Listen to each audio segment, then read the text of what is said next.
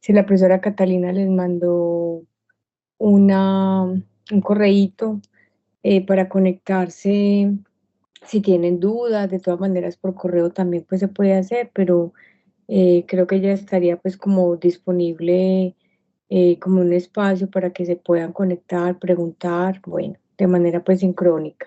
Pero la idea es que aprovechen pues como el tiempo para que, ¿cierto? Para que estudien para el parcial y resuelvan dudas con relación pues para el parcial del miércoles, ¿cierto? Y ya el jueves tendríamos el último laboratorio también, entonces del tema, y yo les voy a dejar pues un taller como preparcial que siempre me gusta, pues aquí en la plataforma de Moodle ya ustedes están matriculados, entonces me confirman si de pronto alguno no puede acceder por alguna razón o algo, porque la idea es que también algunos de los parciales se puedan realizar pues en la plataforma de UD Arroba, entonces que estén ustedes, que puedan acceder sin problema, listo. Bueno, entonces habíamos terminado la clase pasada, les había contado la importancia de medir ApoB, ¿cierto? Ya hemos visto esto, em, y ya ahí yo a partir de aquí en adelante que ustedes ya recuerdan cómo se realiza el metabolismo de cada una de las lipoproteínas, o sea, cómo se producen los kilomicrones, qué apolipoproteínas son requeridas para esa síntesis de kilomicrones, cómo se producen también las VLDL, cómo de manera intravascular se genera a partir de la VLL las IDL y a su vez de estas se derivan las LDL que transportan cada una de ellas, ¿cierto? ¿Cuál es su principal función? ¿Qué transportan? ¿Cuál?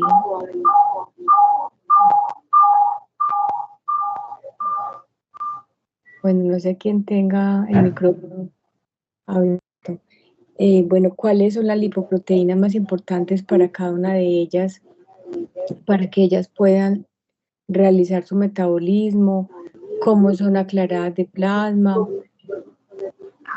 Y aquí para las LDL, entonces también muy importante recordar que solamente hay una sola ApoB100 por cada una de ellas, y de ahí entonces que si medimos ApoB100 podemos darnos cuenta de la cantidad, ¿cierto? La concentración de LDL en una persona y aquella que tenga comparado con otra, aunque tenga la misma concentración de colesterol de la LDL, si tiene más ApoB, tiene más riesgo que una persona que tenga menos ApoB, porque se está representando el tamaño, ¿cierto? Son muchas pequeñas y densas que son más heterogénicas con relación a tener pocas LDL, pero más grandes.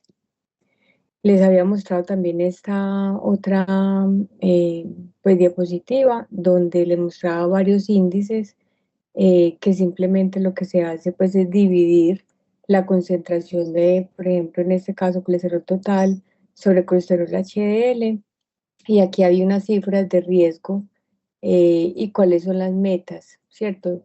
Y que hay una diferencia entre hombres y mujeres, ¿sí? Hay una diferencia si es prevención primaria, que somos todos aquellos a los cuales nunca hemos tenido un evento cardiovascular, un infarto, y prevención secundaria a los que ya han tenido pues ese evento cardiovascular. Entonces miren que si revisamos aquí cuáles son las cifras objetivo, cuáles son las metas, son mucho más estrictas en esas personas que ya han tenido un infarto que en una persona que no, ¿cierto? Entonces para que ustedes sepan de esas diferencias, que eso se reporta realmente en la clínica, ¿cierto?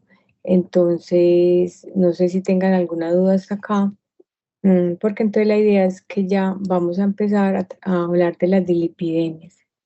Entonces, yo ya parto que ustedes saben, ¿cierto?, sobre cada uno de ese metabolismo de cada una de las lipoproteínas.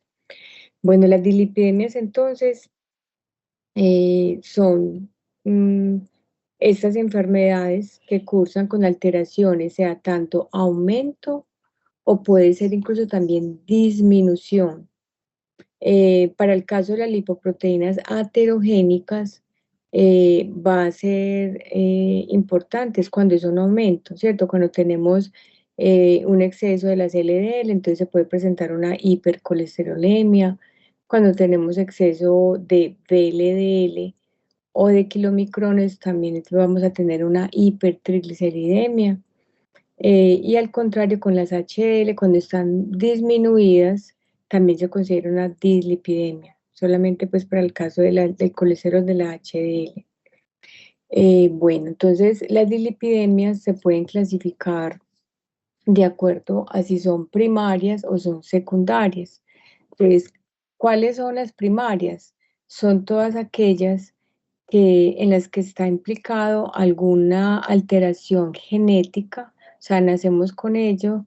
eh, para algunas de ellas no se conoce o hay múltiples mutaciones, ¿cierto? Son poligénicas, hay varias mutaciones en diferentes genes, entonces para ellas de pronto es un poco más difícil de hacer el diagnóstico, pero en este momento ya con la biología molecular y con las PCR, pues con toda la parte mucho más molecular se ha logrado avanzar y clasificar esas dislipidemias primarias.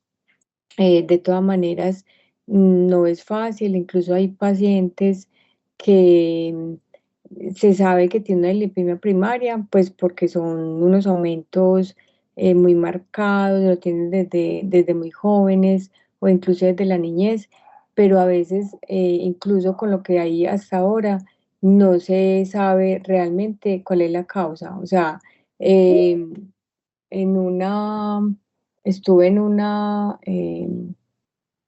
un congreso, bueno, en un simposio, pues como de actualización precisamente de lipidemias y contaban incluso los expertos que uno de ellos era un paciente dislipidémico, pues con una causa primaria y así haciendo varias PCRs o varias pues, métodos diagnósticos, no se logró pues como indicar cuál era realmente su alteración, pero ya lo que hacen es tratar pues el efecto, ¿cierto? Los aumentos del colesterol. Entonces, para que sepan que de todas maneras todavía falta mucho por investigar en esta área.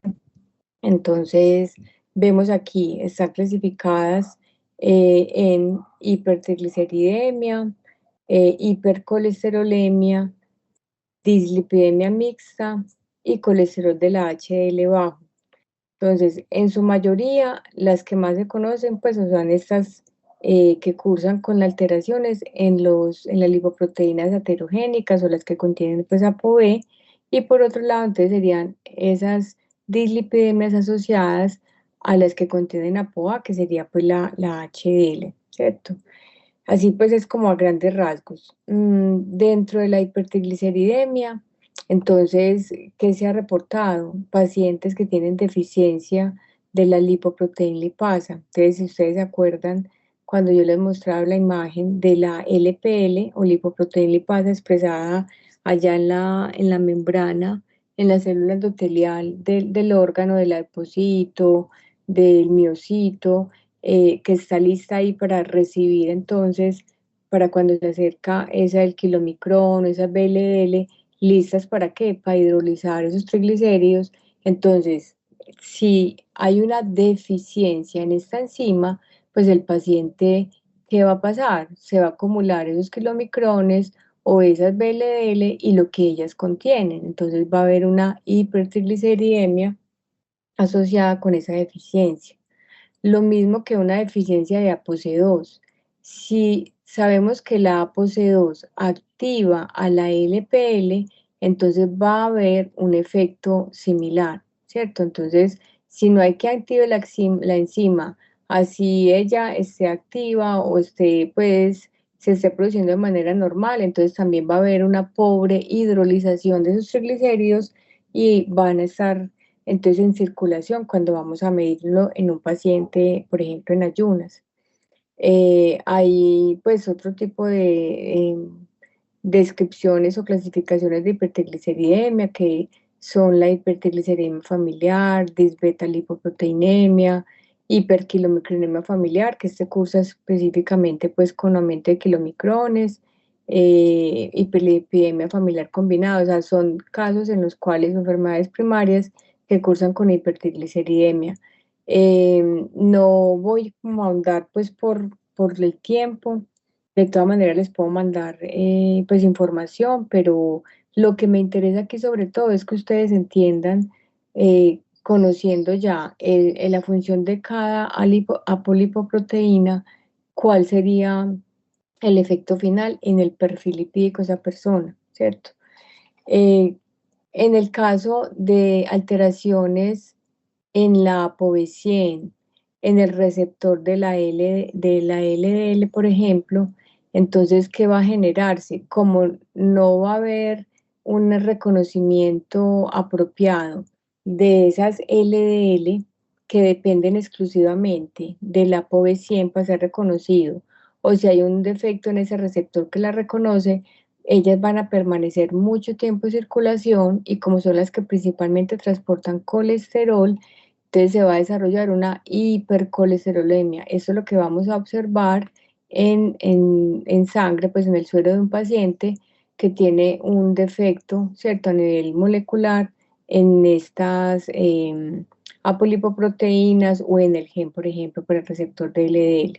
Entonces está hipercolesterolemia familiar monocigota, heterocigota, bueno, esta poligénica, como les decía, que pueden ser incluso varios genes implicados ahí.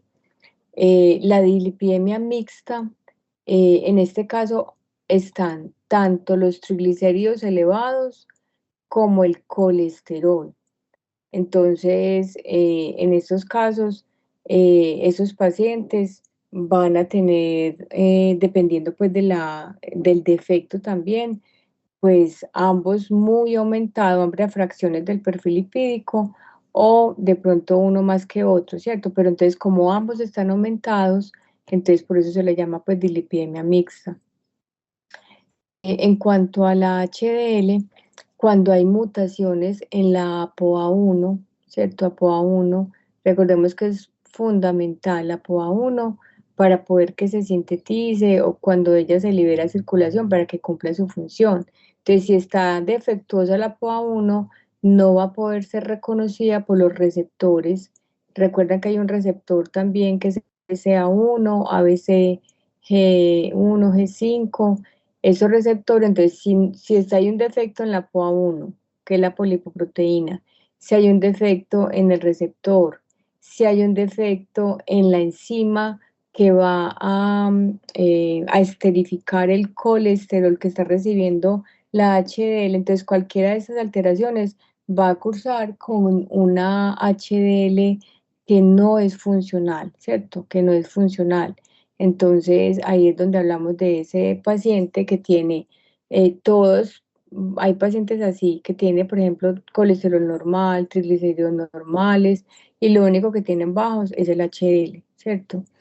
Pero también hay que entender que puede haber pacientes que tengan una hipertrigliceridemia muy importante, muy incrementada, con un HDL bajo, y que hay una relación entre hipertrigliceridemia y HDL bajo cuando se activa la CETP, porque ese HDL está recibiendo triglicéridos a cambio pues ella recibe triglicéridos y entrega colesterol, y cuando está cargada de triglicéridos se va a catabolizar mucho más rápido. Pues hay una diferencia ahí, ¿cierto?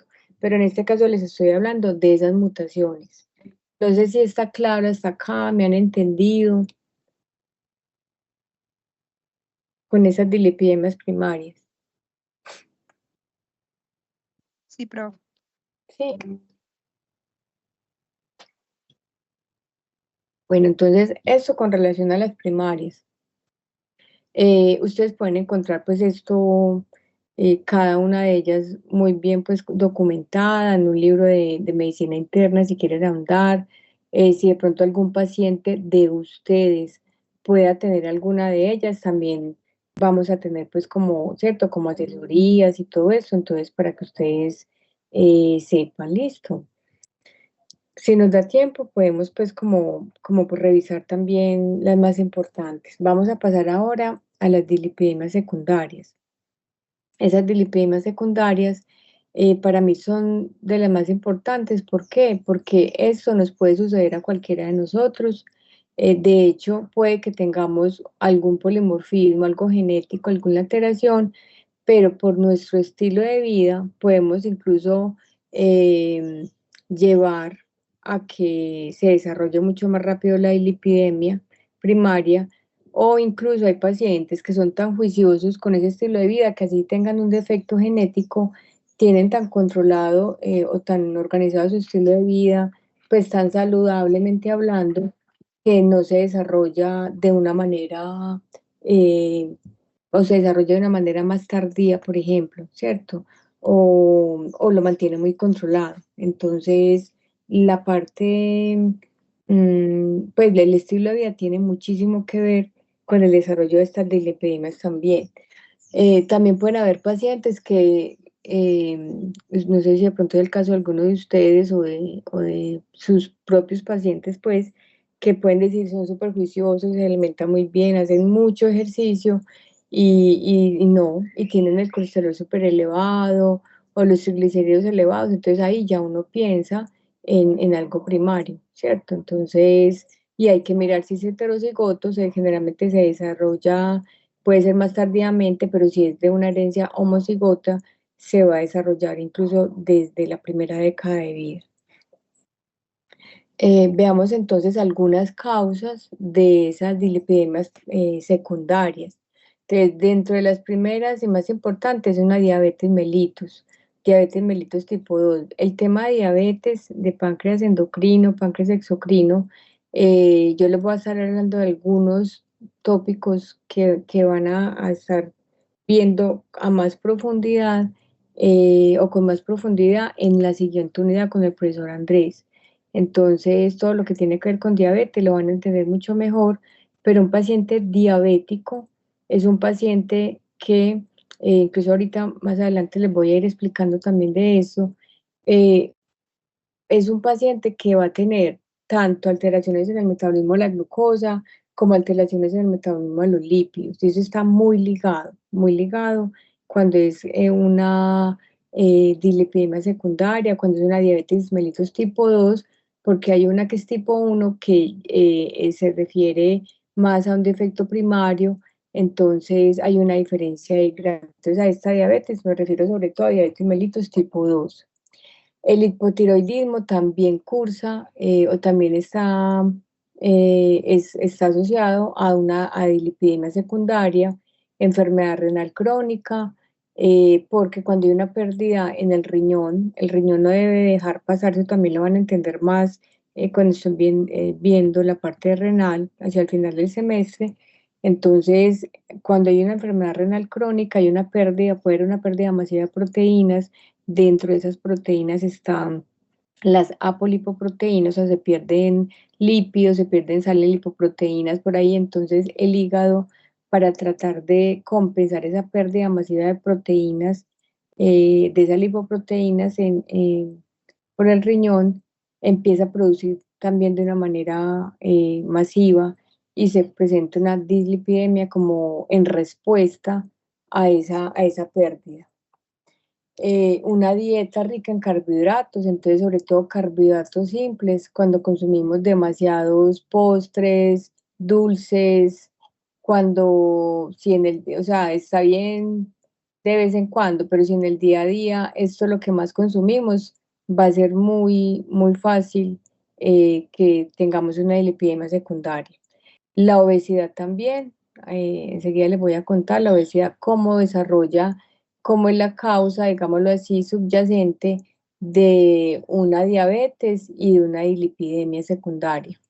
La resistencia a la insulina, ya les voy a explicar, también el efecto de algunos medicamentos, entonces incluso algunos medicamentos anticonceptivos, algunos esteroides, retinoides, por ejemplo, cuando toman isotretinoína para tratar el acné, por ejemplo, bueno, algunos medicamentos también para tratar la depresión, bueno. inmunosupresores, cuando hay enfermedad hepática, síndrome nefrótico que tiene mucho que ver, eso es algo también, una enfermedad renal, y tiene mucho que ver con lo que les decía, con la pérdida también de proteínas y de lípidos en orina, con la enfermedad renal crónica. Bueno, y otro tipo pues de infecciones que alteran, por ejemplo, el hígado, ¿cierto? Esos son algunos. Los más importantes son dieta, ¿cierto? La obesidad, tienen mucho, todo que ver con nuestro estilo de vida actual. Quería pues traerles como esta orientación pues para los pacientes. Ustedes tienen algunos pacientes que son hipotiroideos, entonces este tema de las hormonas tiroideas lo van a ver más adelante, pero aquí para que entiendan un poco por qué se presenta esa dislipidemia, es que las hormonas tiroideas, uno es que la hormona tiroidea, el perfil tiroideo implica la medición de TSH, eh, implica la medición de algunas hormonas, la T3, la T4, algunos de pronto están familiarizados con los términos, otros de pronto no, como les digo, lo van a ver más adelante, pero entonces una de esas hormonas que están implicadas en esa regulación de la tiroides, eh, estimula la expresión de este gen, de la colesterol 7 alfa hidroxilasa, y si ustedes recuerdan, esta enzima es la que regula también la síntesis de ácidos biliares a partir de colesterol. Otro también es que esas hormonas tiroideas van a aumentar la actividad, pues la producción, la síntesis y la actividad de esta enzima, hidroximetilglutaril coenzima reductasa, que es la enzima limitante en la producción de colesterol, ¿cierto? También están implicados en la producción o la expresión de los receptores LL en la membrana, pues, de las células, con la mayor actividad de la lipasa hepática, de esta CETP o la proteína de transferencia de colesterol, y la mayoría de sus pacientes que son hipotiroideos van a tener un aumento del colesterol total y también del colesterol de la LDL. Entonces, en pacientes en los cuales haya un aumento por encima de 160 miligramos decilitro de ese colesterol de la LDL, el médico debería mandarles un perfil tiroideo o por lo menos la medición de la TSH. ¿Listo? Bueno, eso como para que tengan pues como una idea. La idea es que ustedes, el paciente que tienen, van a irlo analizando con relación a sus antecedentes, con relación a sus diagnósticos, y a medida que van viendo los temas con nosotros, ustedes van adquiriendo pues ese conocimiento para poder analizarlo, para poder explicarlo, y también, pues, un paciente puede cursar con alteraciones en varios sistemas, entonces vayan viendo también cómo está su paciente, ¿cierto? Entonces, eh, por el lado de la parte de lipidemia, entonces un paciente hipotiroideo tiene generalmente alteraciones pues en colesterol total, en colesterol LDL. Bueno, estábamos viendo que esas dislipidemas secundarias tiene que ver mucho pues con el estilo de vida, y aquí quiero precisamente mostrarles eso. Vemos en esta gráfica, aquí en estas barras, eso es como que, como un verde azuloso, no sé, y están los hombres, representados los hombres, y aquí como en granate están representadas las mujeres. Aquí hay 4 grupos poblacionales que están aquí por letras A, B, C y D. Son grupos de personas de la misma edad, de 50 a 54 años. Había comentado que la edad es un factor de riesgo, ¿cierto? Entonces, mire que aquí puede ser que sean mujeres, por ejemplo, que ya están entrando o que ya están en menopausia, por ejemplo, ¿cierto? Entonces, pero para que veamos que incluso hay una diferencia. Entonces, son personas de la misma edad. Cuando se les midió el colesterol en la HDL, o sea, lo que llamamos el colesterol bueno, ¿cierto? Y vemos que el grupo A y el grupo B tienen valores por encima de 45 a 49. O sea, digamos que un poquito más alto. El grupo C y el grupo D tienen valores más bajitos, por debajo de 40, de 35, 34, 35. El colesterol total, el grupo A tiene valores de 160, 199, o sea, tiene valores ideales, ¿cierto? Es hasta 199. Cuando ya tenemos 200 o más, ya se considera riesgo. Entonces el grupo B, el grupo C y el D tiene valores ya en riesgo, ¿cierto? Pero mire que están en el límite, pues como cercano, pero no es una cosa tampoco muy aumentada, pero mire, 200 a 239, es una diferencia de 39 miligramos decilitro, ¿cierto? Entre esos últimos tres grupos. El grupo A, B y C no son fumadores, el grupo D sí es fumador y diabetes, tienen diagnóstico de diabetes, el grupo C y D, y el grupo A y B no tienen diagnóstico de diabetes. Entonces, ¿qué podemos ver? Que el grupo C y el grupo D, pues aquí en la parte de abajo vemos los valores, son los grupos que tienen mayor número de factores de riesgo acumulado. Entonces, aquí hay pues un término muy importante, usted presentar al mismo tiempo varios factores de riesgo te va a incrementar, aquí no tengo pues pero este promedio de 10 años, estos de eventos cardiovasculares, entonces te va a incrementar el riesgo cardiovascular. Entonces, entre más factores de riesgo, mayor riesgo cardiovascular.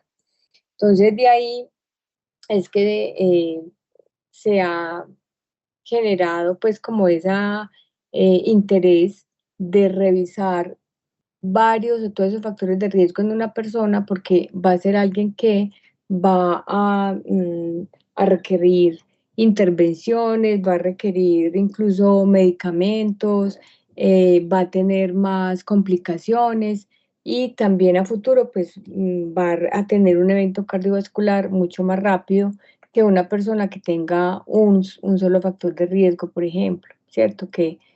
Bueno, aquí me faltó incluso la presión sistólica también. Tener la presión sistólica elevada también es otro factor de riesgo. Entonces, mire que, por ejemplo, comparado con el grupo A, que el grupo A tiene, pues la edad, por ejemplo, sería factor de riesgo, pero el resto no tiene los otros, vea, se va aumentando el riesgo en esas personas a medida que se va acumulando, si fuman, si tienen diabetes, si tienen hipertensión, etcétera. Esto es lo que llamamos síndrome metabólico. Cuando una persona al mismo tiempo tiene todos esos factores de riesgo, entonces lo que llamamos síndrome metabólico. Entonces, una persona que tiene colesterol elevado, HDL bajo, triglicéridos elevados, lo que llamamos dislipidemia heterogénica, tiene también cursos generalmente con disfunción vascular, inflamación, estado protrombótico, glucosa plasmática o sérica elevada. Entonces, todo eso es el síndrome metabólico y hay un interés muy grande en diagnosticarlo porque una persona que tiene síndrome metabólico tiene una probabilidad de 2 veces de tener o de sufrir un evento cardiovascular y de 5 veces de sufrir diabetes tipo 2. Y cuando ya la persona tiene diabetes tipo 2, tiene 3 veces más probabilidad de sufrir una enfermedad cardiovascular. Entonces, si usted puede diagnosticar a una persona con síndrome metabólico, podrá empezar a impactar cada uno de esos factores de riesgo para que también a su vez se disminuya ese riesgo de sufrir diabetes y de tener enfermedad cardiovascular, porque eso es lo que obviamente más le cuesta al sistema de salud, pero también porque eso implica, pues para la vida de las personas, cuando han tenido, por ejemplo, un derrame, lo que llamamos derrame, que es un accidente cerebrovascular, mire que muchas de ellas, si no la mayoría, quedan con alguna discapacidad, quedan con, por ejemplo, paralizado la mitad del cuerpo, tienen que volver a aprender a hablar, tienen un brazo, ¿cierto? Por ejemplo, que no le funciona, una pierna, en fin, dependiendo pues de la zona en el cerebro que se altere, donde sea pues como esa ruptura o ese infarto a nivel cerebral, entonces pueden generar también mayores discapacidades. Entonces, por eso el interés de impactar o de disminuir esos factores de riesgo en la población en general. Y nosotros como educadores, como profesionales del área de la salud, tenemos un rol muy importante, empezando por nosotros mismos y obviamente nuestras familias, nuestros amigos, todos los que nos rodean. Eso podemos ser una fuente de de ayuda, ¿cierto? Podemos ayudar a mejorar factores de riesgo en todos los que nos rodeen. Ese síndrome metabólico ha sido definido o clasificado, se han propuesto pues como varios criterios por muchas organizaciones a través de los años. Mire que aquí tenemos el año desde los 80, 90, el 2000. Han habido diferentes criterios pues muy similares, pero esto ha dificultado el diagnóstico. O sea, si uno se va para Estados Unidos, tienen, digamos que un diagnóstico, si se va para Europa otro, entonces cuando uno va a hacer comparaciones va a ser muy complicado, ¿cierto? Puede que en un país tengas el diagnóstico de síndrome metabólico, en otro país ya no, entonces lo que se ha hecho es que se ha unificado, incluso en el 2009 se creó ya una clasificación que unificó esos criterios y lo que se definió es que hay 5 criterios, ¿cierto? Hay 5 criterios, ya se los voy a mostrar, pero con que una persona tenga 3 de esos 5 criterios, ya se diagnostica con síndrome metabólico. Entonces ustedes deben clasificar sus pacientes si tienen o no este síndrome. Si tienen obesidad central, ¿cierto? Es uno de los criterios. Enseguida les muestro para nosotros cuáles son los valores que aplican. Si tiene triglicéridos elevados por encima, mayor o igual a 150 miligramos de cilitro. Si tiene el HDL disminuido, por debajo de 40 para hombres, por debajo de 50 miligramos de cilitro para mujeres. Si tiene presión arterial elevada, cualquiera de las dos, tanto la sistólica como la diastólica. El jueves vamos a aprender a medirla o a recordar pues cómo se hace. Entonces, si está mayor o igual a 130 para la sistólica, mayor o igual a 85 para la diastólica, como les digo, cualquiera de las dos. O si la persona ya está en tratamiento, ustedes le van a medir la presión arterial a su paciente y dice, profe, está súper normal, entonces no tiene presión elevada. Ah, pero es que está tomando medicamentos. Bueno, la tiene controlada, pero como ya está en tratamiento, ya se considera que tiene ese factor de riesgo. ¿Listo? La glucosa también, de glucosa en ayunas, si es mayor de 100 miligramos de cilitro o está en tratamiento. Entonces, un paciente que esté tomando metformina, de pronto un tipo de medicación para bajar entonces la glucosa, ya se considera también, así tenga controlada su glucosa, se la vayan a medir en la próxima semana, así está normal, si está en tratamiento, ya se considera que tiene factor de riesgo.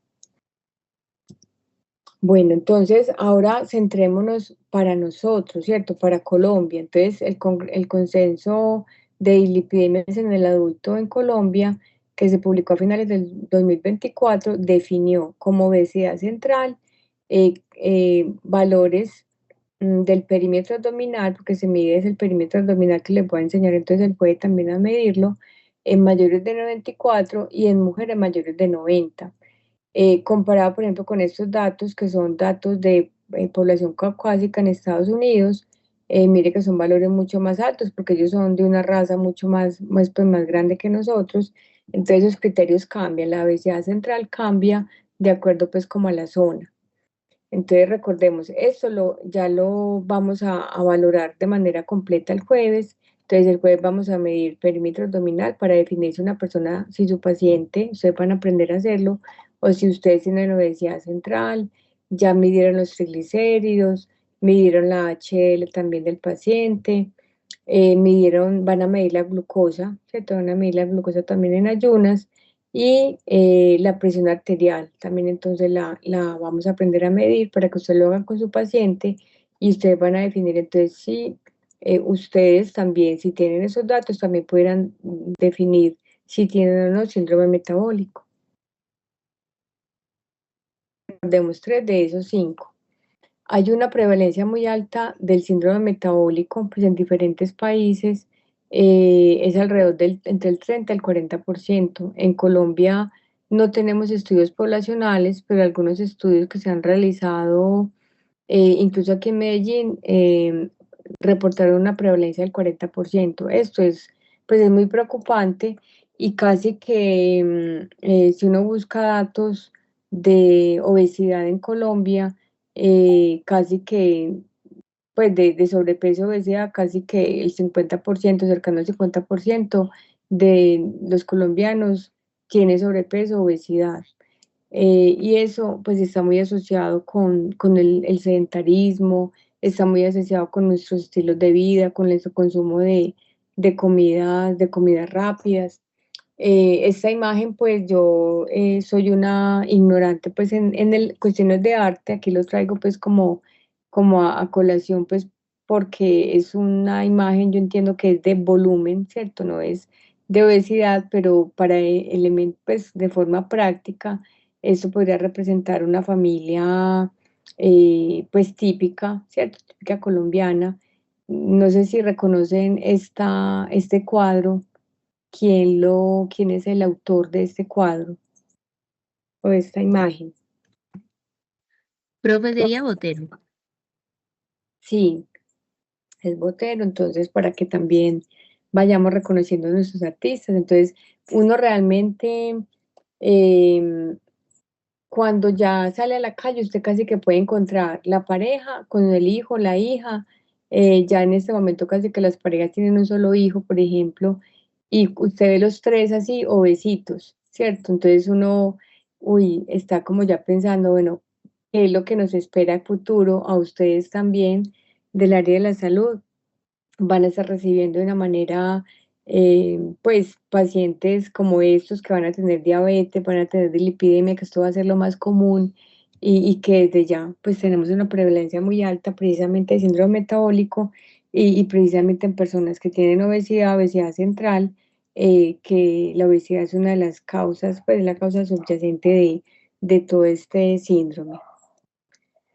Vemos entonces aquí esos factores de riesgo. Ya en este momento, pues aquí en esta imagen de la izquierda, es una persona, ¿cierto? En una biblioteca. Ya en ese momento nosotros, digamos que no vamos a la biblioteca pues a leernos esos libros y quedarnos sentados ahí leyendo libros, sino que ya somos pegados desde el celular, pero de todas maneras aplica. Esas jornadas tan largas también de estudio, que no hacemos pausas activas, que hacemos actividad física, porque no es que tengo que estudiar, tengo que, no, ya no alcancé, entonces o sea, sacrificamos, digámoslo así, nuestra parte física y nuestra parte mental, también pues por el estudio, pero yo creo que es importante hacer un balance y tratar de organizar los tiempos para que no vivamos esta vida pues como tan sedentaria o tan pegado en redes, porque a veces también es por elección, ¿cierto?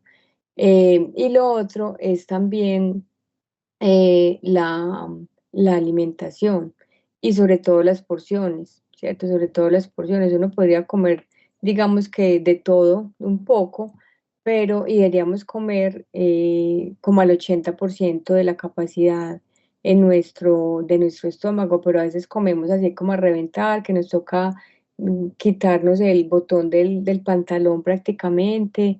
Entonces también las porciones es muy importante. Listo. Bueno, no sé si les parezca esto algo muy común. De pronto algunos de ustedes puede que estén representados ahí.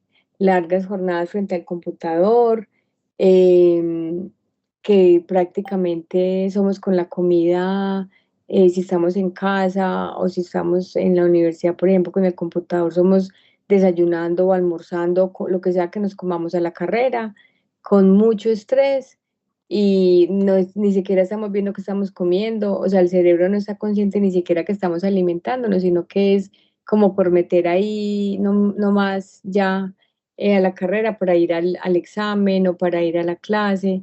Entonces, esto está muy asociado con la obesidad actual, ¿cierto? Entonces, pues, uno de los factores, el sedentarismo, y otro de los factores incluso es el estrés. Incluso puede ser que mucha gente a veces me dice, profe, pues que yo como súper bien, yo como muy poquito, profe, no sé qué, pero yo no sé, yo no bajo de peso. Y la respuesta es, son los niveles de estrés y con ello con los niveles de cortisol que generan un estado como inflamatorio. Entonces se puede generar incluso, así usted coma, puede ser que poco, pero si se come también pura comida chatarra, comida rápida, pues tampoco contribuye. Entonces ahí hay un nivel muy alto de estilo de vida en la obesidad, ¿cierto? En el desarrollo de obesidad que tenemos actualmente. Veamos entonces cómo es que esa obesidad, ese síndrome metabólico, están asociados con alteraciones en los lípidos y con alteraciones en la glucosa y cómo eso lleva a un evento cardiovascular. Entonces, por muchos años, el síndrome metabólico también se le llamó síndrome de resistencia a la insulina, también se le llamó síndrome X porque se desconocía pues como en ese momento mucho cuando fue definido pues como por primera vez, pero ya lo que pues se conoce pues como de entrada es que ese resistencia a la insulina es uno de los principales o es lo que sucede, ¿cierto? Es lo que sucede en todos esos pacientes y para poder entender qué es esa resistencia a la insulina, bueno, primero es saber, ¿cierto? Reconozca que es la insulina. ¿Ustedes saben qué es la insulina?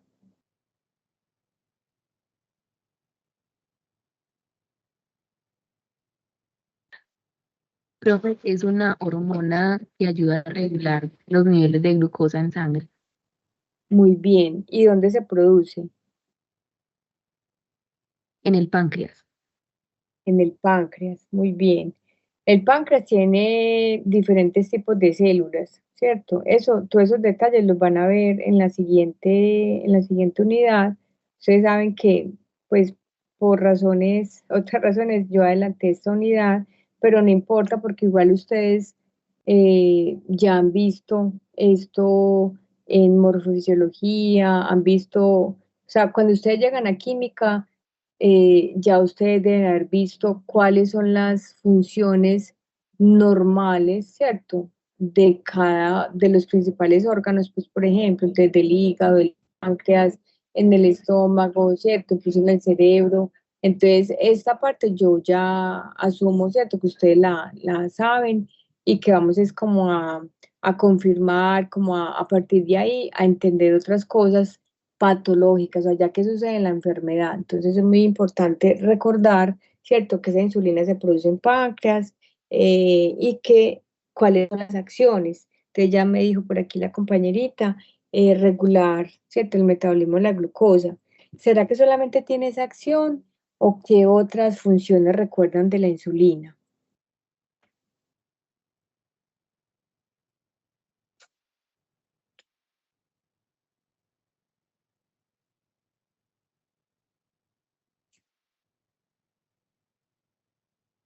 No recuerda nada, nada más. Profe, sé que tiene más acciones, pero la verdad no me acuerdo mucho de él. Sé que tenía algo que ver con una cosa hormonal, si mal no me acuerdo, pero no recuerdo. Bueno, entonces les voy a recordar. Pero es muy importante, ¿cierto? Que traigamos eso pues como a la mente, porque es entender que si se alteran esas acciones de la insulina, ¿cuáles son las consecuencias, ¿cierto? Entonces, de manera normal, ¿cierto? O sea, en condiciones homeostáticas, la insulina que es producida en el páncreas, entonces tiene una serie de comunicaciones o de respuestas mediante vías de señalización en diferentes órganos, entonces tanto en el hígado, en el músculo, en el tejido adiposo. Hay un receptor, también espero pues que lo hayan visto, hay un receptor que se llama el receptor de la insulina y ese receptor en respuesta a la unión de esa hormona, ¿cierto? Esta hormona va a generar una serie de señalizaciones río abajo, ¿cierto? Que desencadenan una respuesta a nivel de cada célula. En algunas de ellas puede ser algo similar, en otras de ellas sí es diferente. Entonces veamos, por ejemplo, en el tejido adiposo, eh, la insulina le dice al tejido adiposo que tome la glucosa. O sea, cuando acabamos, por ejemplo, de consumir alimentos y se libera entonces insulina, si esos alimentos tienen carbohidratos, ¿cierto? Tienen, bueno, azúcares simples, entonces va a activarse la toma de glucosa por medio de unos transportadores de glucosa, no sé si ustedes recuerdan, GLUT, GLUT4, el GLUT2, que esto va a ser de manera diferencial también dependiendo del órgano. Entonces, en el tejido adiposo, en el tejido muscular, entonces van a actuar con la GLUT4, o sea, va a activar unas vías para que esos transportadores se expresen en membrana y una vez llegue la glucosa pueda ser entonces tomada para que sea utilizada y se convierta pues en ATP o pueda ser utilizada por el órgano, ¿cierto? Entonces aumenta la toma de glucosa en el tejido adiposo, también se aumenta la toma de glucosa en el tejido muscular, ¿sí? Va a estimular la lipogénesis. ¿Qué significa? Entonces que se vaya a producir el tejido adiposo a partir de ácidos grasos, los triglicéridos, ¿sí? Triglicéridos. Y se disminuye la lipólisis. ¿Por qué? Porque, bueno, si hay suficiente energía, ¿cierto? Acabamos de consumir alimento, hay suficiente energía, entonces no se requiere, como si estuviéramos en ayunos, no se requiere ácidos grasos para energía, hay suficiente, entonces no, se inhibe la lipólisis, entonces quede todo guardadito, todo almacenado, que es una de las funciones pues, del tejido adiposo también almacenar el exceso de energía en forma de triglicéridos, listo. Y el exceso de glucosa también se va a formar triglicéridos, ¿sí? Entonces eso con el tejido adiposo. Con el tejido muscular, entonces les acabo de decir, se estimula la toma de glucosa, también en el músculo, se aumenta la síntesis de glicógeno, entonces a partir de la glucosa que se forma el glucógeno, y se aumenta también, se estimula la síntesis de proteínas, ¿cierto? En tejido muscular. En el hígado, ¿qué le dice la insulina al hígado? Entonces, cuando se libera insulina, le dice al hígado, vea, hay suficiente glucosa, ¿cierto? No vaya a producirla porque el hígado es capaz de producir glucosa. Entonces, se inhibe la gluconeogénesis, ¿sí? Se inhibe, o sea, no vaya a producir glucosa que hay suficiente. Se aumenta la síntesis de glicógeno para almacenar esa glucosa y se aumenta la lipogénesis, o sea, bueno, entonces vamos a producir triglicéridos. Tenemos suficiente ATP, entonces a partir de la glucosa vamos a producir ¿qué? Triglicéridos, ¿sí?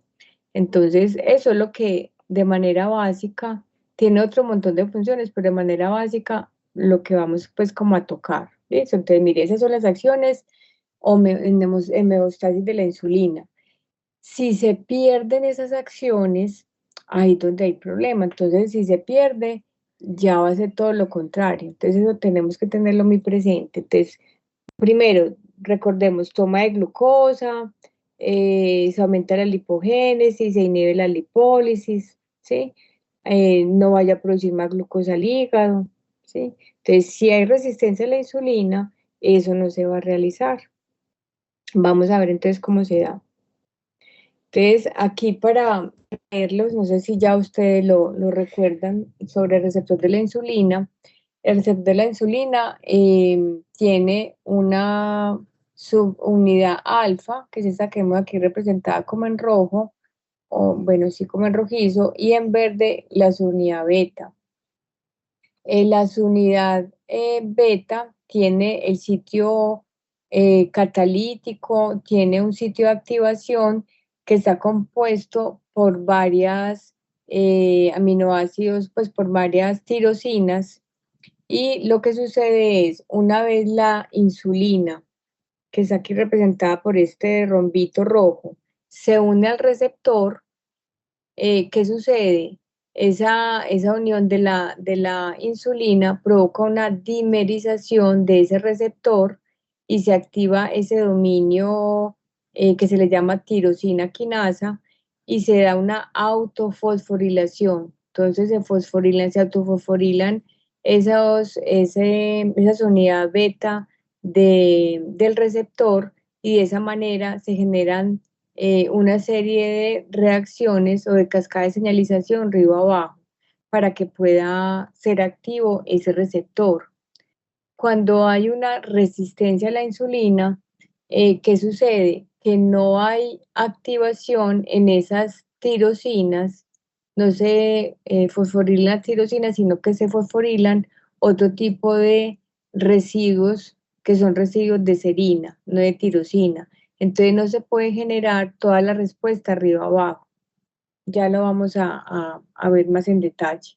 Entonces, claro, hasta aquí. Esta parte lo van a ver con más detalle, como les digo. El profesor Andrés seguramente les va a comentar, les va a enseñar un poco más de esto cuando estén viendo pues lo de páncreas endocrino. Pero para que ustedes entiendan cuál es lo que normalmente, pues, qué es lo que normalmente sucede, importante esa parte para que se active es que se fosforilen los residuos de tirosina. ¿Listo? Tirosina. Bueno, entonces les estaba diciendo, vamos a entender qué es la resistencia a la insulina y cómo es que sucede, cómo es que empieza a suceder. Entonces, tenemos aquí una imagen que podríamos decir que es progresiva, de izquierda a derecha. Entonces, digamos que esos pueden ser cualquiera de nosotros en este momento de nuestra vida. Nosotros nacemos con un número determinado pues, de adipocitos, generalmente ellos son adipocitos pequeños, ¿cierto? Y digamos que este lean significa que tiene un peso adecuado, ¿cierto? Una persona que tiene un peso adecuado, no tiene sobrepeso, no tiene obesidad, entonces tiene adipocitos pequeños, hace ejercicio, recién entró pues a la universidad, pudiéramos decir, o está en los primeros semestres, entonces le gusta, ¿cierto?, cuidarse todavía en su alimentación, ejercicio, en fin, y lo que consume se oxida también, se entregan los triglicéridos en forma pues, de ácidos grasos, se utilizan para producir ATP pues, en la mitocondria, en el miocito, y ese músculo es sensible a la insulina, ¿cierto? Entonces llega la insulina, se une al receptor y se da una respuesta adecuada, entonces la glucosa entra al miocito, ¿cierto? Entra al miocito, entonces digamos que este sería un metabolismo normal, ¿cierto? A medida que nos estamos, o bueno, digamos que empezamos el semestre, o bueno, vamos avanzando en la carrera, empezamos bueno, tenemos ya los parciales, dejamos de hacer ejercicio, pero eso no significa de un día para otro, estos son meses y años, ¿cierto? Uno no se vuelve con un sobrepeso de un día para otro, sino que eso es acumulativo. Entonces empezamos a ganar peso, dejamos de hacer ejercicio, empezamos a comer, dormimos mal, entonces como dormimos súper mal, nos levantamos con hambre, eso ya está, se ha estudiado científicamente que si dormimos mal, incluso trasnochamos mucho, nos mantenemos con hambre, entonces nos induce a comer mucho más, entonces aumentamos de peso y nuestros adipocitos, como no hacemos ejercicio, empiezan a agrandarse de tamaño.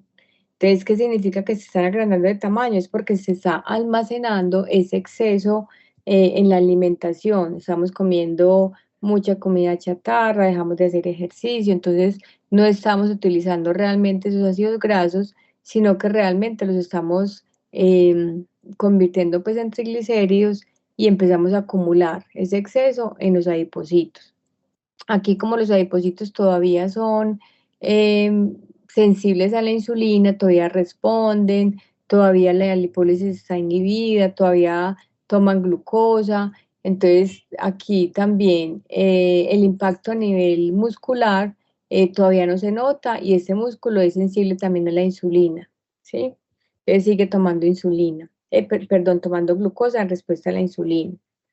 Pero a medida que seguimos avanzando, digamos que ha pasado ya un año, llevamos sobrepeso, seguimos en las mismas condiciones, se genera ya un estado proinflamatorio.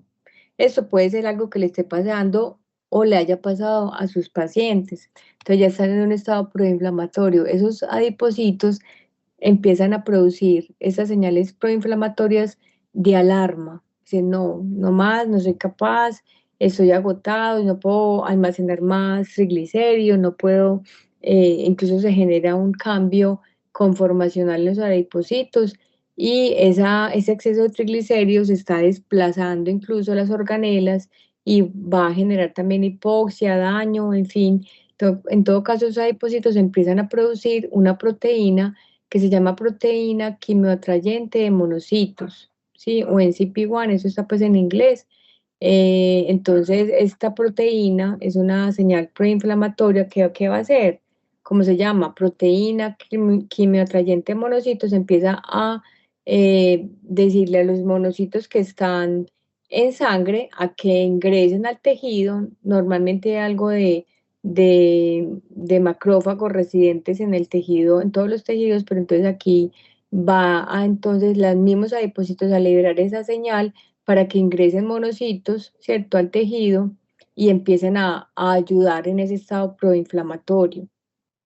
Aquí todavía, aunque tengamos esos adipocitos grandes, hipertrofiados, todavía pueden estar sensibles a la insulina y todavía hay una respuesta adecuada a nivel muscular.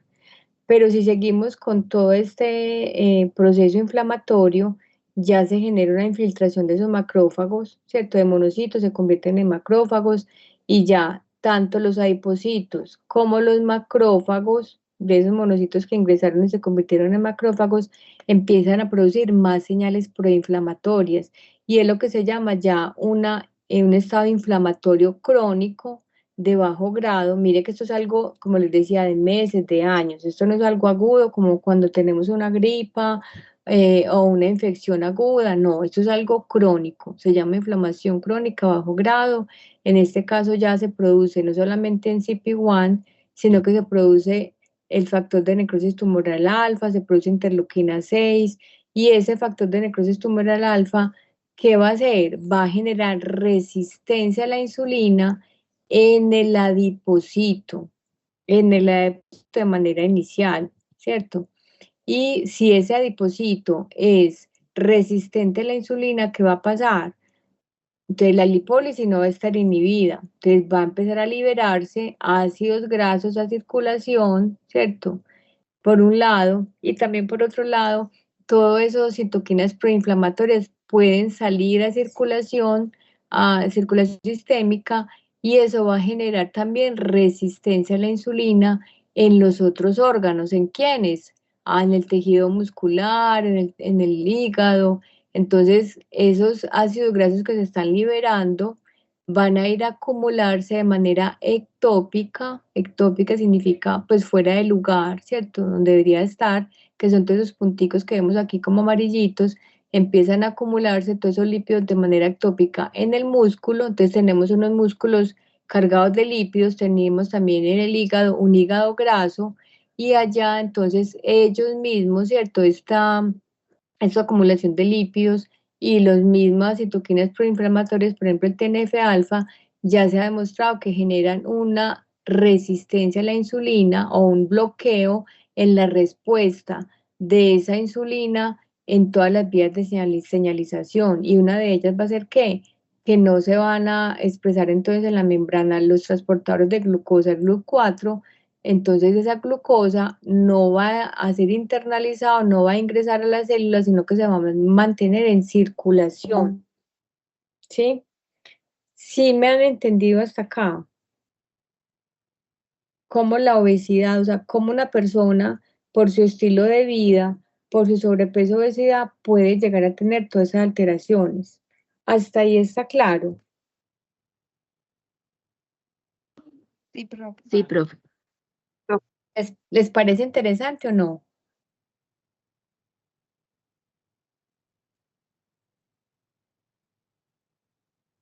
Sí, profe, mucho. Bueno, entonces Listo, entonces aquí retomando. Entonces, adipocitos hipertrofiados, adipocitos inflamados, están infiltrados con macrófagos porque ellos dijeron no más, o sea, necesitaban ayuda, pidieron ayuda, entraron los monocitos, se convirtieron en macrófagos y todas estas células van a producir citoquinas proinflamatorias, TNF-alfa, interleuquina 6, y va a generar entonces resistencia a la insulina en el adipocito. Se genera entonces, como no se inhibe la lipólisis, se liberan ácidos grasos a circulación, estos van a viajar entonces a almacenarse de manera ectópica y eso va a generar también resistencia a la insulina en esos otros órganos. Listo. Entonces lo vemos aquí de otra manera, esos mismos adipocitos, que van a estar recibiendo un exceso de calorías, una hiperfagia, o sea, cuando consumimos demasiado, o sea, unas porciones muy grandes, mucha cantidad, varias veces al día, falta de ejercicio, todo eso va a generar entonces unos macrófagos, perdón, unos adipocitos grandes, y los macrófagos incluso hay cambios desde el punto de vista pues inflamatorio en el fenotipo, pero bueno, no voy a ahondar pues como en esto, pero entonces todas esas citoquinas proinflamatorias que están produciéndose, TNF-alfa, interleuquina 6 y CP1 se aumenta, van a circulación y van a generar resistencia a la insulina en esos órganos. Listo. Entonces, ¿qué puede generar? Mire, AGS, esos ácidos grasos van a poder ingresar, ¿cierto? Aquí al tejido. Esto viene a ser, pues, un ejemplo en una célula, ¿cierto? Una acumulación ectópica de ese exceso de ácidos grasos y esa derivado de estos, del metabolismo de estos ácidos grasos, se van a producir diacilglicerol, se van a producir ceramidas y estas, a su vez, van a generar que este receptor de la insulina, yo les había dicho que se tiene que dimerizar, hay un sustrato del receptor de la insulina, arriba abajo, que se debe también fosforilar en residuos de tirosina, pero con esa acumulación de lípidos de manera ectópica, lo que va a hacer es que se van a estimular esas otras proteínas que van a llevar a que se fosforilen residuos de serina, que vemos aquí esta S. Tirosina serían los de Y S serían los de serina. Entonces, cuando el receptor o este sustrato receptor de la insulina está fosforilado en serinas, no se va a dar toda la vía de señalización de manera normal, sino que se va a bloquear. Entonces, mire todas las flechitas de aquí rojas, significa son esos bloqueos, ¿cierto? Cómo se van a bloquear toda esa vía de señalización y pues no vamos a ahondar pues como en los efectos de esas otras proteínas en la cascada de señalización, pero si estamos por ejemplo en el hígado, si fuera por ejemplo el hígado, entonces el hígado no va a sensar o no va a recibir la señal de la insulina de manera normal, entonces ¿qué va? Si la insulina le dice al hígado, no haga gluconeogénesis porque hay suficiente, el hígado no está recibiendo esa señal, o sea, está resistente a la insulina, así se una, así el páncreas produzca mucha insulina, aún así no va, es resistente, entonces va a empezar a producir glucosa, no va a internalizar glucosa, dependiendo del órgano, de la célula. Listo. Aquí en la parte pues, de abajo está pues como ya todo el detalle para el que quiera pues como entender, pero como de manera pues como importante es que ustedes sepan qué es esa resistencia, ¿cierto? ¿Qué es esa resistencia a la insulina? Y que uno de ellos es, de los que generan es esa acumulación de lípidos que viene de dónde? Del tejido adiposo, ¿cierto? Que el tejido adiposo ya no es sensible, sino que es resistente a la insulina, entonces va a liberar ácidos grasos y vea dónde van a parar, ¿cierto? A los otros órganos y mire lo que pueden generar, van a fosforilarse no en tirosina, sino en serina, y esto bloquea toda la vía de señalización arriba abajo en esa célula. Aquí digamos que es similar, pero aquí también, además de esas ceramidas, pues que se están generando cuando ingresan esos ácidos grasos, también se puede generar disfunción mitocondrial en esa célula, disfunción mitocondrial, por ejemplo, en el tejido adiposo, por ejemplo, o en el hígado o en el miocito.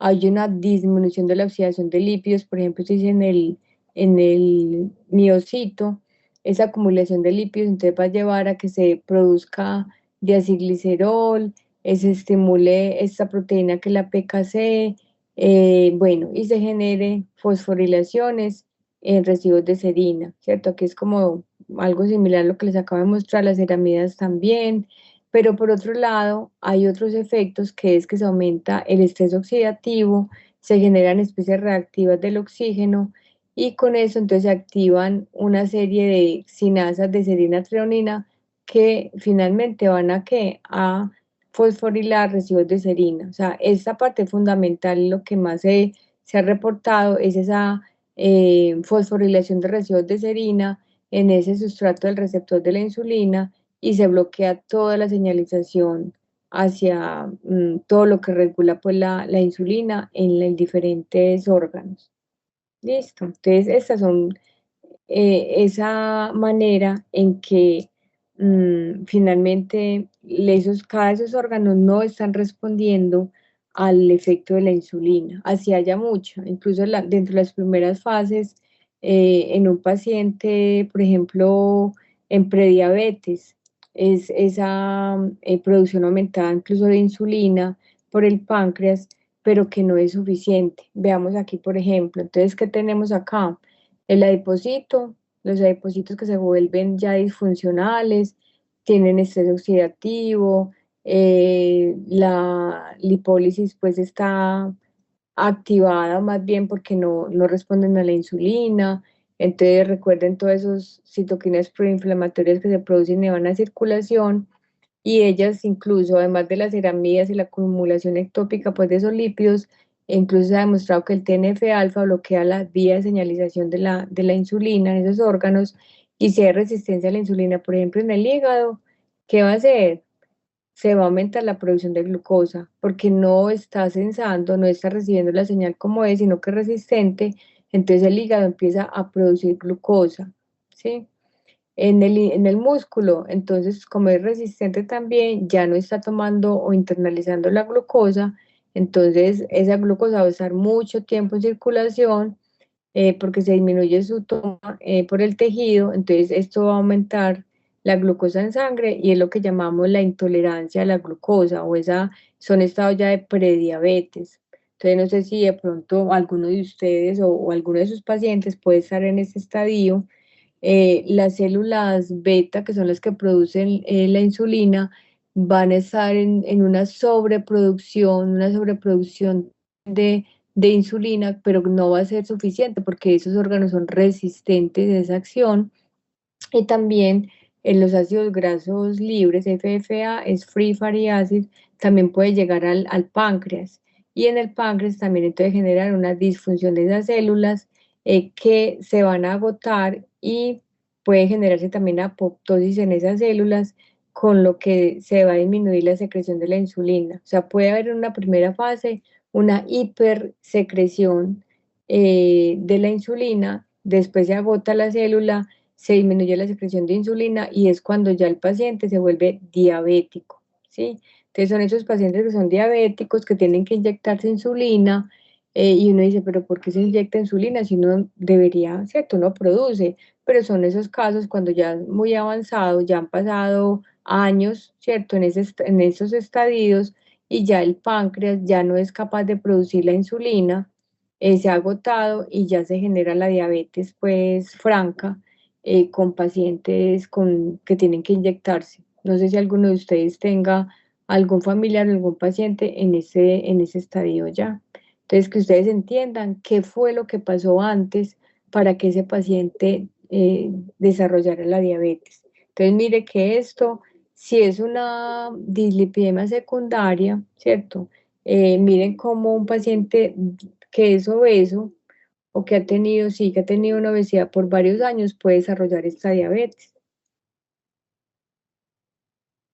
Y vamos a entender entonces ya en esta diapositiva por qué se genera la dislipidemia, por qué se genera la diabetes y a la par la dislipidemia. Entonces, esta parte de aquí arriba, en la parte izquierda, esto ya digamos que se los acabo de explicar. La diapositiva está disfuncional. Aquí pues hay otra información, pero bueno, no vamos pues como a ahondar en ella. Pero importante entonces que esos ácidos grasos libres van a entonces acumularse aquí en el hígado, van a aumentar el almacenamiento entonces de esos ácidos grasos se convierten en triglicéridos y con ese aumento de triglicéridos, o sea, se aumenta el pool de triglicéridos y de colesterol en el hígado, va a generarse entonces la producción, o sea, va a incrementar la producción de unas VLDL que van a ser grandes, cargadas de muchos triglicéridos. Y nosotros sabemos que por la cascada de delipidación, esas VLL se van a convertir ¿en qué? ¿En qué se convierten las VLDL?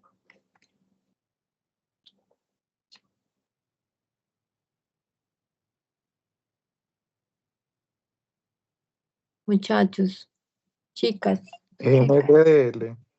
¿en qué? En LDL. Sí, pero el estadio intermedio son IDLs, ¿cierto? IDLs y luego hacia LDL. Entonces, si tenemos muchas VLDLs, vamos a tener finalmente muchas LDLs, o sea, muchas partículas de LDL transportando colesterol. Entonces, va a ser un paciente con hipertrigliceridemia, porque tiene muchas VLL transportando triglicéridos, va a ser un paciente con o sea, mucho colesterol, o sea, con hipercolesterolemia, o sea, una dislipidemia mixta, pero mira que el paciente no tiene nada, ningún defecto primario. Eso es puro estilo de vida, ¿sí? Y si tenemos muchos triglicéridos, muchas VLL, vamos a tener un HL bajo, por la relación que hay entre hipertrigliceridemia, HDL bajo, porque se activa la CETP, ¿cierto? Ese intercambio que va a favorecer el intercambio. Ella recibe triglicéridos a cambio de colesterol, o sea, ella entrega colesterol, ella recibe triglicéridos y se va a catabolizar más rápido, ¿sí? Esas LDL, ¿se acuerdan que yo les decía? El receptor de la LDL es limitado. Entonces, como ya las células tienen suficiente colesterol, van a guardarse esos receptores, no van a estar expresados en membrana, entonces van a estar mucho tiempo en circulación, van a ser esas LDL pequeñas, ¿cierto? Pequeñas, se llaman densas, que pueden ser fácilmente oxidadas y es lo que llamamos LL oxidadas, se oxida el aminoácidos en las ApoB100, entonces todavía sí que más problemático porque si esa ApoB puede ser reconocida porque está oxidada, entonces van a permanecer mucho más tiempo en circulación y sabemos que esas LDL pequeñas pueden atravesar fácilmente la pared endotelial en las arterias y allá generar lo que les voy a mostrar pues a continuación. Entonces, este es un caso pues de un paciente que tiene dislipidemia, tiene diabetes, porque mire que el hígado como es resistente a la insulina va a aumentar la gluconeogénesis, entonces va a haber una producción de glucosa, el paciente como es resistente no va a captar la glucosa del que se está consumiendo, entonces paciente diabético, paciente dislipidémico, todo esto en un solo paciente, ¿cierto? Entonces es un paciente que llamamos que tiene síndrome metabólico, al mismo tiempo puede tener también diabetes, y todo eso lo va a llevar a tener aterosclerosis. Vamos a ver por qué. Y si medimos la parte inflamatoria, algunos marcadores inflamatorios como TNF-alfa, interleuquina 6, van a estar aumentados también en estos pacientes. Entonces, este es como un resumen, ¿cierto? Un resumencito de todo lo que acabamos pues como de ver, del tejido adiposo disfuncional, de cómo esos ácidos grasos entonces van a viajar, ¿cierto? Van a ir a acumularse en diferentes órganos, las citoquinas proinflamatorias también, todo esto va entonces a disminuir la captación de glucosa, aumentar la inflamación, disminuye la secreción de insulina por agotamiento, aumenta la gluconeogénesis, todo eso entonces es derivado de una resistencia a la insulina en todos esos órganos. Y para acabar de ajustar, bueno, ya sabemos cómo se genera la dislipidemia, para acabar de ajustar la insulina, también en exceso, va a generar un aumento de los receptores de angiotensina 2 y un aumento también de especies reactivas de oxígeno, pues que se están desarrollando en esta, pues en esos efectos inflamatorios, y esto va a generar vasoconstricción, ¿sí? Vasoconstricción, y va a generar hipertensión. Entonces, mire, dislipidemia, hiperglucemia, hipertensión, todo eso en el mismo paciente, y todo eso derivado de qué? De su estilo de vida, ¿sí? Sí está claro hasta aquí todo lo que puede generar y por qué es tan importante combatir la obesidad y cambiar esos estilos de vida.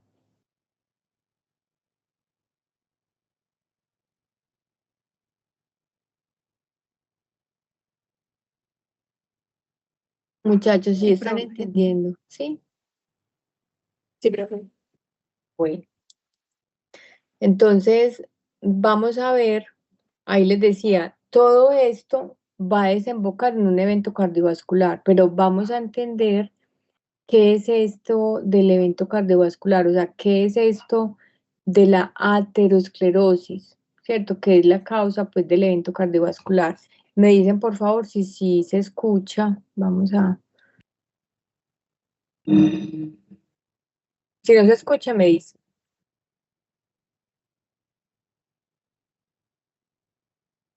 Las personas con diabetes tienen Profe, un yo no alto riesgo de escucho. tener enfermedad cardiovascular en relación con la población. ¿No se escucha? Sí, profe, sí se escucha. Profe, Ah, sí, yo sí escucho. listo. Bueno, te lo voy a continuar. De pronto Sí. revisen el volumen o quién no escucha. Si alguna cosa vemos el videíto, y este videíto también está montado en la plataforma, entonces lo vuelven a ver allá, yo se los mando, listo, pero veamos que también la imagen nos ayuda por si, y además está en español. Población general. De hecho, hasta un 75% de los pacientes de este grupo morirán por enfermedad cardiovascular. Aunque la aterosclerosis es una complicación mayor de la diabetes tipo 2, en etapas tempranas las estrías grasas pueden descubrirse en la pared de los vasos, y si el proceso continúa, la placa logra crecer hasta estrechar el diámetro de los vasos. Finalmente, la placa puede romperse, exponiendo su material y formando un coágulo. Si este llega a ocluir por completo la luz del vaso, se producirá un infarto agudo del miocardio. Con el propósito de disminuir los incidentes en relación con la aterosclerosis, necesitamos entender el proceso de formación y ruptura de la placa, así como el por qué la diabetes se encuentra asociada con un incremento en el riesgo cardiovascular. En un vaso sano, alineado a lo largo de la superficie del mismo, se encuentra el endotelio intacto, de manera que el flujo sanguíneo es normal. El endotelio intacto se encarga de mantener la integridad de la pared vascular y el tono vascular. Sin embargo, una serie de factores como los ácidos grasos libres y la hipertensión pueden causar daño a través del estrés mecánico,